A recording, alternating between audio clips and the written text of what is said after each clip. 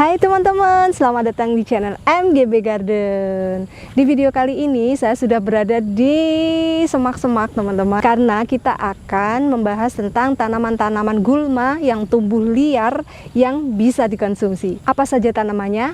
Ayo kita ikutin.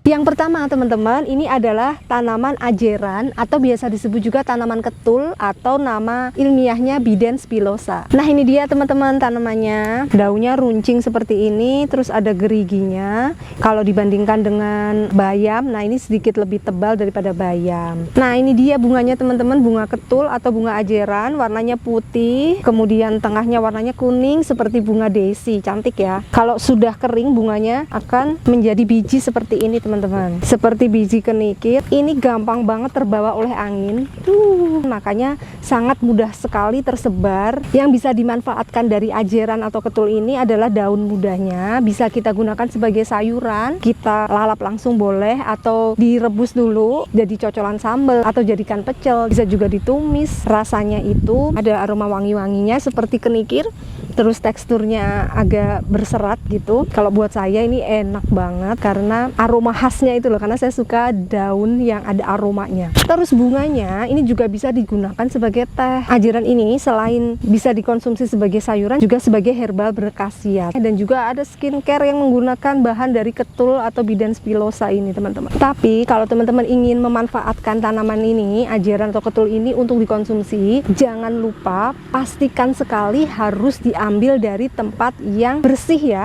bukan dari pinggir jalan yang dilalui banyak mobil motor yang berdebu kayak gitu, atau deket sama selokan mungkin, atau deket tempat sampah kayak gitu. Jangan, hindari tempat-tempat yang kotor, takutnya nanti terkontaminasi dengan zat-zat yang berbahaya. Atau kalau teman-teman mau lebih aman lagi, bisa membibitkan kayak gini nih, misalnya kita ambil bunganya lalu kita tanam sendiri di rumah, itu udah pasti aman.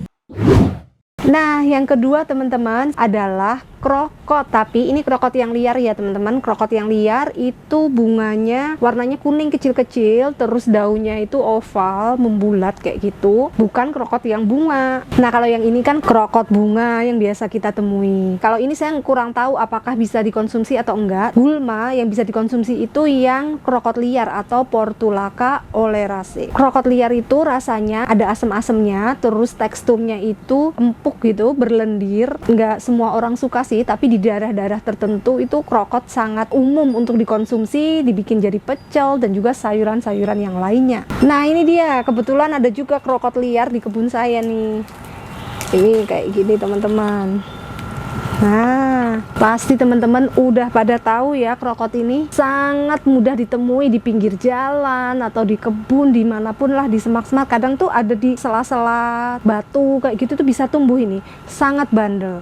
Terus dia bijinya bentuknya kecil, hitam seperti biji bayam, sehingga ini sangat-sangat mudah untuk tersebar dan tumbuh liar ya. Kayak di kebun saya ini kayak nggak habis-habis nih krokotnya. Tiap kali musim hujan atau media tanamnya lembab, tiba-tiba tumbuh krokot teman-teman. Ini warnanya keping-pingan karena udah tua dan terkena sinar matahari, jadi warnanya berubah ya batangnya. Kalau yang ini warnanya hijau karena masih muda dan tidak terpapar sinar matahari. Tapi ini sebenarnya tanaman yang sama dan dua-duanya bisa dikonsumsi ya. Oke, yang selanjutnya adalah daun som atau disebut juga ginseng Jawa. Kalau ini teman-teman pasti udah tahu ya, bener-bener mudah banget tumbuhnya, tumbuh liar. Bahkan banyak orang yang nggak tahu kalau daun som ini bisa dikonsumsi. Memang sih teman-teman, untuk orang-orang yang belum terbiasa, kurang begitu suka dengan rasa dan juga teksturnya daun som. Sebenarnya kalau rasa, nggak ada rasa yang gimana-gimana, maksudnya nggak ada rasa pahit, nggak ada rasa asam, kayak gitu nggak ada. Rasanya itu netral, tapi teksturnya ini lembut, terus kayak ada lendirnya. Jadi kayak nggak semua orang tuh suka gitu ya sensasi di mulutnya. Daun som yang bunganya warnanya ungu kecil-kecil, terus bijinya itu seperti biji bayam, seperti biji krokot. Mungkin kalau ketiga biji itu disandingkan saya nggak bisa membedakan. Dan ini bijinya sangat mudah terbawa oleh angin. Kalau jatuh di tanah kayak gitu mungkin nggak langsung tumbuh ketika tanahnya kering, tapi ketika terkena air, entah itu air hujan atau disiramin, dia bisa numbuh tumbuh, teman-teman. Oke, yang selanjutnya adalah sirih bumi atau Peperomia pellucida. Jadi sirih bumi ini super gampang tumbuh. Pokoknya ada tempat lembab, tumbuhlah ini sirih bumi. Pasti teman-teman gak asing ya dengan sirih bumi ini. Rasanya itu earthy, ada rasa tanahnya, terus juga ada rasa sirihnya gitu, agak ada pedes-pedesnya dikit gitu. Memang gak semua orang suka ya rasa-rasa seperti ini. Bukan rasa yang netral seperti bayam ataupun sawi ataupun kangkung gitu, bukan.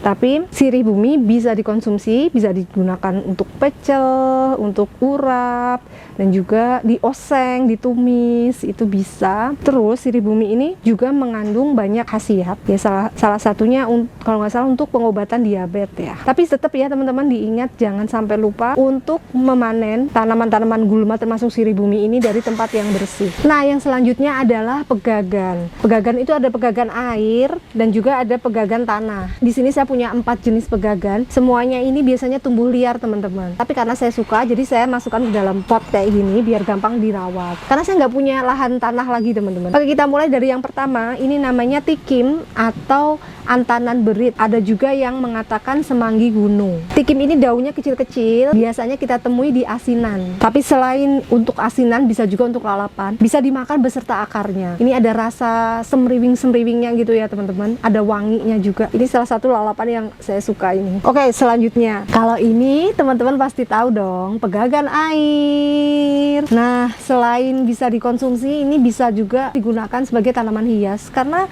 lihatlah bentuknya, teman-teman. Cantik banget, daunnya bulat, terus berkilau, shiny gitu ya, rimbun gitu. Aduh, memang cantik. Rasanya kalau pegagan air ini ada mirip-miripnya sama tikim, cuman beda tekstur ya, karena ini daunnya lebih tebal, jadi lebih bertekstur daripada tikim. Nah, yang selanjutnya ini juga pegagan, teman-teman, tapi merambat. Ya, sebenarnya pegagan air itu juga merambat ya, ada stolonnya kayak gitu. Ini juga, tapi ini tangkainya lebih pendek daripada pegagan air. Ini bunganya, lihat nih teman-teman, aduh lucu banget. Terus daunnya berbentuk hati seperti ini. Ketiga pegagan yang saya sebutkan tadi, yang tikim, pegagan air, dan juga pegagan ini saya nggak tahu ya namanya apa, kalau nama daerahnya, karena satu daerah dengan daerah lain itu namanya beda-beda, teman-teman. Ketiga pegagan yang sudah saya sebutkan tadi itu termasuk hidrokotil. Ini bukan pegagan yang buat skincare ya, teman-teman, beda lagi. Yang terakhir adalah Santella asiatica atau pegagan tanah. Ada yang menyebut juga pegagan tapak kuda karena bentuk daunnya seperti ini. Ini berkhasiat obat, bisa untuk skincare. Pokoknya teman-teman kalau beli skincare yang ada cica-cicanya itu, skincare yang mengandung Santella asiatica tuh ya dari ini, teman-teman, dari pegagan. Nah, pegagan tanah ini nggak hanya dimakan mentah, tapi juga biasa digunakan sebagai keripik pegagan. Dan ini tidak berair.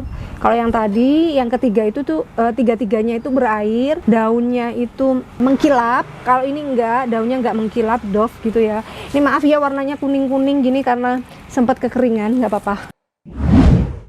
Nah, itu dia teman-teman, tanaman-tanaman liar atau gulma yang tumbuh di sekitar kita yang ternyata bisa dikonsumsi atau bisa dimakan. Kalau kita pikir-pikir ya teman-teman, ternyata Tuhan itu memberikan kita banyak sekali makanan, tapi kitanya yang kurang tahu gitu kan, bahwa ternyata tanaman ini tuh bisa dikonsumsi, yang ini bisa dikonsumsi, yang ini aman, yang ini tidak aman gitu. Nah, ini tuh cuman sedikit dari banyaknya gulma atau tanaman liar yang bisa dikonsumsi. Kalau teman-teman punya rekomendasi tanaman liar apa yang enak dikonsumsi, tulis di kolom komentar ya. Oke, terima kasih sudah mengikuti video saya kali ini. Semoga video ini bermanfaat. Sehat-sehat ya teman-teman semua. Sampai jumpa di video selanjutnya. Bye-bye.